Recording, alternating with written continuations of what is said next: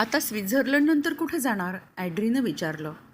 आता यानंतर इटली, मग जर्मनी आणि मग हॉलंड असं मी सांगितल्यावर जर्मनीचीच बर्जेट पटकन म्हणाली, जर्मनीत काय आहे पाहायचं? काहीच नाही आहे तिथं पाहण्यासारखं. गिऱ्हाईकांना पळवून लावणाऱ्या अस्सल पुणेकर दुकानदारासारखं ती बोलत होती. कोलनचं चर्च, फ्रँकफर्ट आणि वेस्ट अँड ईस्टला विभागणारी बर्लिनची पडलेली भिंत पाहू, मी नेटानं सांगितलं. बर्लिनमधली भिंत तर पाडली, आता काय तिथं रिकामी जागाच तर आहे. आणि रोम पाहिल्यावर कोलनचा चर्च काय पाहायचे? बोलताना बर्जेटचे घारे डोळे लुकलुकले. जर्मनीतले लोक आणि कोकणस्थ ब्राह्मण यांच्यात निश्चितपणे आंतरिक संबंध असावेत हे मला तीव्रतेनं जाणवलं. माझी देवगडची घाऱ्या डोळ्यांची बहीण गोव्यात काही पाहण्यासारखं नाही हे आम्हाला अशाच प्रकारे पटवत होती. तरी कोलनचा चर्च चांगलाच आहे म्हणतात, मी जोर लगा की हैयाच्या थाटात म्हणाले. साध्या चर्चसारखा तर चर्च आहे, ॲड्री म्हणाली. माझ्या मनात शंका आली की ह्या खरोखरीच जर्मनीतल्या आहेत का नाहीत, किंवा ह्यांनी भारतातल्या प्रसिद्धी विभागात शिक्षण घेतलं असावं. त्यांच्या त्या बोलण्यानं माझा विरस होऊ लागला. मी उत्साहाची सारी शक्ती पणाला लावत म्हणलं, पण कोलनचा जगात दुसरा नंबर लागतो. फक्त उंचीत दुसरा नंबर, असं म्हणत तिनं असं तोंड केलं की कोलनच्या चर्चमध्ये उंची पलीकडे काही सौंदर्यच नाही. आपल्या इथंही काही लोक असतात, ते म्हणतात लाईटिंग काय पाहायचे, आपल्या घरात आहे ना दिवा, तसेच लहान मोठे रंगीबेरंगी दिवे निरनिराळी लक्षी करून लावलेत अशी कल्पना करायची. उद्या पु ल देशपांडे विनोद करताहेत अशी कल्पना करूनही लोक हसत बसतील. तेवढ्यात बर्जेटनं स्वातीला विचारलं, तुझी आई इतकं चांगलं इंग्लिश कसं बोलते? ती ग्रॅज्युएट आहे, स्वाती म्हणाली. रिअली? ती आश्चर्यानं म्हणाली. खरं तर आपल्या इथं काय ग्रॅज्युएट तर कोणीही होतं. तरीही बर्जेटच्या मनाचं समाधान झालं नव्हतं. ती म्हणाली, आमच्या इथं ग्रॅज्युएट बायकांनाही इतकं चांगलं इंग्लिश येत नाही. मग आम्ही त्यांना आपल्या इथल्या भाषांबाबत परिस्थिती सांगितली आणि ग्रॅज्युएट व्हायचं तर जवळजवळ 11 वर्ष इंग्लिश शिकावं लागतं हेही सांगितलं. शिवाय कॉलेजमध्ये इंग्लिश मिडियम असतं हेही सांगितलं. मनात आलं, आमच्या भारतात इंग्लिश बोलणं किती मानाचं धरलं जातं हे तिला काय माहीत. कपिल देवनं झिम्बाब्वे विरुद्ध 175 धावा केल्या तेव्हा त्याला इंग्लिशमध्ये छान बोलता येत नाही ह्याच्या चर्चा व्हायच्या. अर्थात भारतातला हा खुळेपणा मी तिला सांगितला नाही. नंतर मी तिला विचारलं, तुम्ही शिक्षण घेण्यासाठी स्वित्झर्लंडला का आलात? स्वित्झर्लंडला शिक्षण थोडं स्वस्त असल्यानं उच्च शिक्षण आम्ही स्वित्झर्लंडला घेतलं, बर्जेटची मैत्रीण ॲड्री म्हणाली. मग आता इथंच राहणार? मी विचारलं. मी इथंच राहणार, ॲड्री जर्मनीत सेटल होणार, बर्जेटनं सांगितलं. म्हणजे ती आता आईवडिलांकडे जाणार? मी म्हणलो. छे, जर्मनीतच, पण ती वेगळी राहणार, ॲड्री म्हणाली. आमच्या इथं एकदा शिक्षणासाठी आणि नोकरीसाठी बाहेर पडलं की फिरून आईवडिलांकडं आम्ही जात नाही. शिवाय आम्ही एकदा मोठे झालो की आईवडिलांनाही त्यांना स्वातंत्र्य हवं असतं ना. बर्जेटनं जेवण्यासाठी भात बनवला होता, पण इथला भात खूपच जाड आणि बेचव असतो. पाव, चीजचे 2 प्रकार, जामचे 3 प्रकार, बदाम, 2-3 प्रकारची बिस्किट्स असा बेत होता. पावाला जाम लावता लावता मी म्हणाले, आमच्या इथं लग्न झाल्यावरही खूपदा मुलगा आईवडिलांकडेच राहतो आणि खूपदा भांडण झाल्यावरच मुलगे घराबाहेर पडतात. ते ऐकून बर्जेट, कॅनडाचे ऑर्डिनेटर आणि ॲड्रीला खूपच आश्चर्य वाटलं. तू CA होऊन स्वतंत्र प्रॅक्टिस करतेस, मग तू कुठे राहतेस? बर्जेटनं विचारलं. आईवडिलांकडे, स्वाती म्हणाली. आमच्याकडे आम्ही कुणीच असं आईवडिलांकडे राहत नाही, कॅनडाची कोऑर्डिनेटर म्हणाली. त्यावर स्वाती म्हणाली, लग्न झाल्यावर मी राहीन नवऱ्याबरोबर, ते वेगळं, पण त्याआधी आईवडील वा बहिणीशिवाय मला जराही चैन पडत नाही. मुलीला घराविषयी इतकी ओढ असू शकते ह्याचं कौतुक त्यांच्या चेहऱ्यांवर ओसंडून वाहत होतं. आणखीन ही चॉकलेट्स घ्या हवी तर, 2-3 डब्बे बाहेर काढत बर्जेट म्हणाली. सगळ्यांनी निरनिराळ्या चॉकलेट्सच्या चवी घेतल्या. आमच्या इथं मुलामुलींचं लग्न ही आईवडिलांचीच जबाबदारी समजली जाते. माझं लग्न अजून कसं केलं नाही असं जो तो आईला विचारतो. पण जोपर्यंत तिच्या मर्जीचा मुलगा तिला मिळत नाही तोपर्यंत उगाचच कुणाशीही लग्न करण्यात काय अर्थ आहे? मी विचारलं. अगं मी तर 42 वर्षांची आहे, मी कुठं केलं आहे लग्न? कोऑर्डिनेटर ऑफ कॅनडा म्हणाली. मुलीचं लग्न हा तिचा वैयक्तिक प्रश्न आहे, हा विचारच आमच्या इथं रुळलेला नाही. असं मी म्हणल्यावर स्वाती पटकन म्हणाली, आमची आई मात्र आधुनिक विचारांची आहे हं. स्वातीनं आणखीन खुलासा केला. आमच्या इथं मुलगी 18 वर्षाची झाली की लगेच आईवडिलांना तिच्या लग्नाचीच काळजी वाटू लागते. पण तू तर स्वतःच्या पायावर उभी आहेस, मग आईवडिलांनी का काळजी करायची? बर्जेट म्हणाली. कारण ती आईवडिलांची जबाबदारी धरली जाते, स्वाती म्हणाली. खरं तर समाजच ही काळजी आईवडिलांवर लादतो, मी म्हणाले. मला गंमत वाटली. काळजीसुद्धा देशपरत्वे किती भिन्न भिन्न आहेत. आम्ही तरुणपणीसुद्धा उगाचच कसल्या तरी काळज्या वाहत राहतो. तिथं मात्र म्हातारी माणसं ही मजेत हिंडत असतात. मुलगी जन्माला आली की आम्हाला तिच्या लग्नाची काळजी वाटते आणि मुलगा जन्माला आला की त्याच्या करिअरची काळजी वाटते. रात्रीचे 11 वाजून गेले आणि सिगरेटच्या धुराचा कंटाळाही आला होता. ॲड्रीचं तर सतत सिगरेट ओढणं चालू होतं. त्यानंतर कोण कुठं जाणार याची बर्जेटने चौकशी केली. आम्ही दोघी टिटलीस पाहायला जाणार होतो. बर्जेट पहाटे 4लाच उठून हॉस्पिटलला जाणार होती. कॅनडाची कोऑर्डिनेटर उशिरा बाहेर जाणार होती. बर्जेट फिरून दुपारी 4ला घरी येणार होती. कॅनडाची कोऑर्डिनेटर आम्ही परत यायच्या वेळेच्या आधीच घरी असणार होती. त्यामुळं किल्ल्या त्या दोघींकडेच असाव्यात असं ठरलं. मी सर्व वस्तू आणि डबे तुम्हाला दाखवते, बर्जेट म्हणाली. दूध, साखर, कॉफी, विविध सिरियल्सचे डबे, पाव, बटर, चीज वगैरे वस्तू दाखवून, बिस्किट आणि चॉकलेट्सचे डबे दाखवून ती म्हणाली, तुम्हाला हवं तेवढं खा. तेवढ्यात कॅनडाची कोऑर्डिनेटर म्हणाली, तुम्ही एक चूक केली आहे. कोणती? मी आश्चर्यानं विचारलं. आल्याबरोबर तुम्ही लेटर ऑफ इंट्रोडक्शन नाही दाखवलं. गप्पांच्या नादात आम्ही रीतिरिवाज विसरूनच गेलो होतो. सर्वांस गेस्टनं होस्टच्या घरात शिरल्या आपलं लेटर ऑफ इंट्रोडक्शन दाखवायचं असा रिवाज आहे. डॅनिला आणि टेरेसनं लेटर ऑफ इंट्रोडक्शन नुसतंच हातात घेऊन पाहिल्यासारखं केलं होतं, त्यामुळं त्याची आवश्यकता आम्हाला तेवढी लक्षात राहिली नव्हती.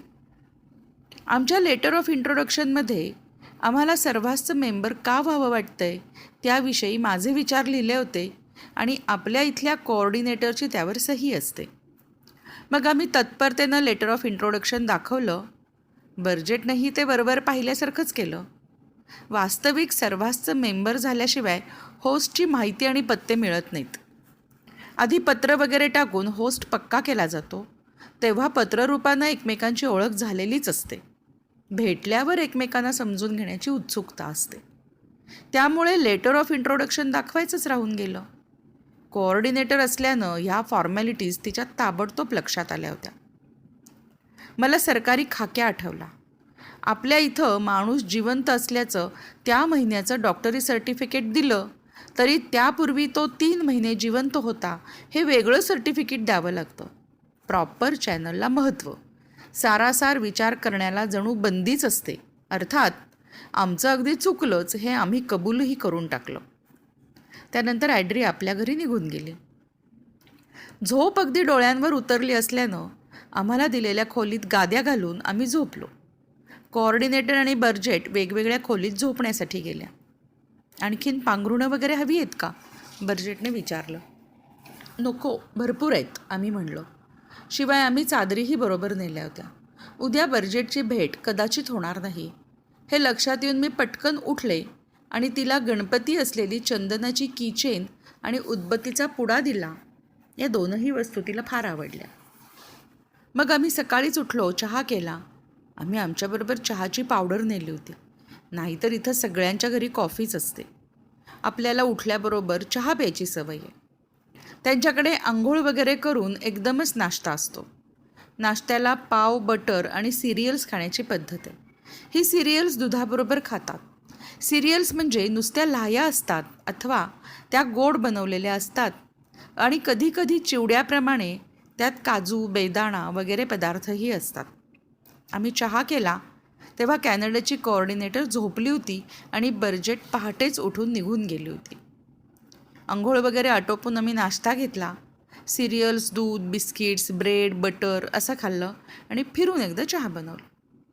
कोऑर्डिनेटर तोपर्यंत उठली असल्यानं तिच्यासाठीही चहा बनवला. मग आमची भांडी आम्ही विसळून ठेवली आणि पाण्याची बाटली, लाडू, चिवडा बरोबर घेऊन आम्ही स्टेशनकडे निघालो. आमच्याकडे युरेल पासच असल्यानं तिकीटं काढण्याची जरुरी नव्हतीच. लुझनवरनं आम्हाला एंगेलबर्गला जायचं होतं. एंगेलबर्ग जवळजवळ येऊ लागलं तेव्हा गाडी अगदी उभीच्या उभी होते आहे असंच वाटतं. महाबळेश्वरला महाडवरून जाताना लागणारा रडतोंडीचा घाट काहीच नाही, इतकी ही चढण अगदी उभीच्या उभी आहे. बाझल ते बन लांब लांब उभी राहिलेली गच्च झाडं आता अगदी शेजारी उभी असतात. दापोलीच्या उंचच उंच अशा माडांच्या घनदाट बागांची आठवण येते. पण माडाला खालून नुसतेच दांडे दांडे असतात.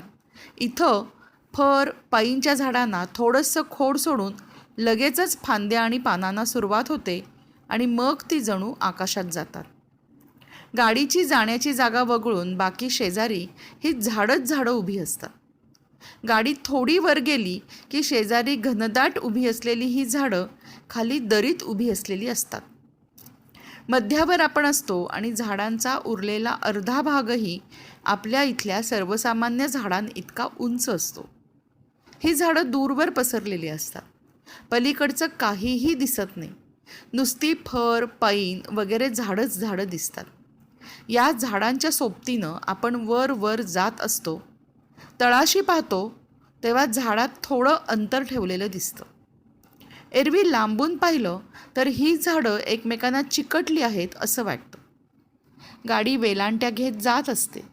गाडीची लांबी जास्त असल्यानं माथेरानच्या गाडीचा शेवटचा डबा आणि इंजिन दिसतं तसा तो दिसत नाही.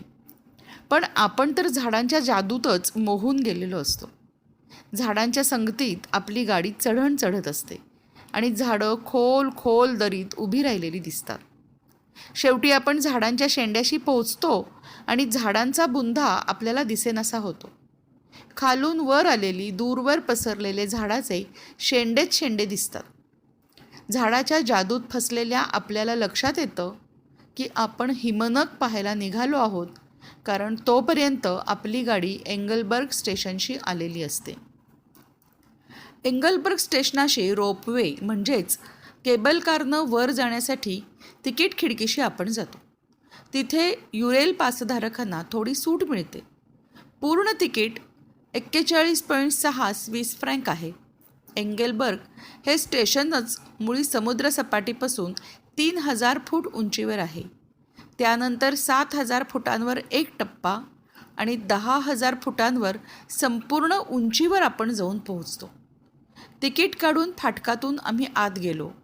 केबलचं एक केबिन पुढ्यात येई आणि माणसं आत बसली की कडेची पट्टी आपोआप बंद होई.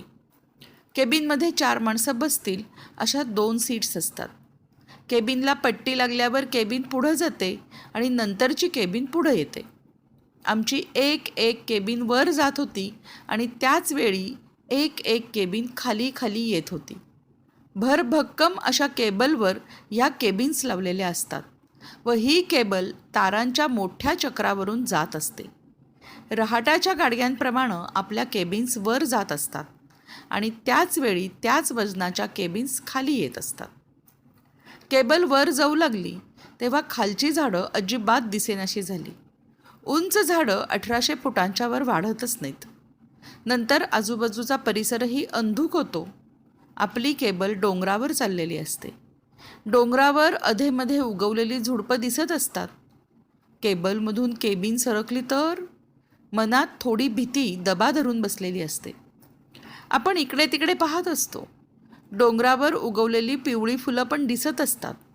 मध्येच उगवणारी ही खुरटी वनस्पती पांढरी आणि पिवळी फुलं आल्हाद देतात. तोपर्यंत आपला केबलचा टप्पा पूर्ण होतो आणि आपण पाय उतार होतो. आपण 7000 फुटांवर आलेलो असतो. आम्ही पूर्ण तिकीट काढलेलं असल्यानं नंतर आम्ही एका लिफ्टमध्ये चढलो. काही पहिल्या टप्प्यांपर्यंत तिकीट काढतात, पण नंतर संपूर्ण वर जावं वाटलं तर फिरून मधली वजावट भरून संपूर्ण तिकीट मिळतं. या पहिल्या टप्प्यावरून खाली फक्त डोंगर दिसतात आणि खाली परिसर नुसता आहे असंच वाटतं, नीट दिसत नाही. पण डोंगरावर एक तळं आहे, ते अगदी जवळ दिसतं. बाकी सर्वत्र डोंगरच डोंगर आणि सभोवतीचं आकाश तेवढं दिसतं. लिफ्टमधून आपण वर जातो तेव्हा डोंगरावरची झुडपं आणि ती पिवळी फुलंही दिसेनाशी होतात. लिफ्टमधून आपण उभेच्या उभे रोपवेनं केबलमधून तिरके तिरके वर जातो, पण लिफ्टमधून मात्र सरळ उभेच वर जातो. त्यावेळी चांगलंच धकधक वाटतं. इतर प्रवासी आणि मुलं हे धकधक होणं आरडाओरडा करत धकधक आवाज करत व्यक्त करतात. वर जाण्याचा आनंद अधिक जीवाची भीती अशा निश्चित भावनांनी प्रेरित होऊन निघालेला तो आवाज असतो. आम्ही अशा वर जात होतो. ती पांढरी आणि पिवळी फुलं कधीच मागं पडली होती. मधूनच डोंगरावर संगमरवरी दगड दिसू लागले. कुणी म्हणालं ग्लेशियर्स, पण हा बर्फ वाटतच नव्हता. हे तर संगमरवरी दगड दिसत होते. बरोबरच आहे, उन्हाळ्यात हिमनग कसे दिसतील? हिवाळ्यात आलो असतो तर हिमनग दिसले असते नाही, मी स्वातीला म्हणलं. अर्धा मिनिट वर जातो तो स्फटिकांमधून पाणी वाहत होतं. अगं नाही, हेच हिमनग आहेत, मी फिरून स्वातीला म्हणलं. ते बोलताना मला अत्यानंद झाला होता. कशावरून? स्वातीनं विचारलं. ते काय पाणी वाहतंय, स्फटिक पाझरून पाणी कसं वाहील? हिमनग वितळून त्यातून पाणी वाहतंय. अय्या, खरंच की.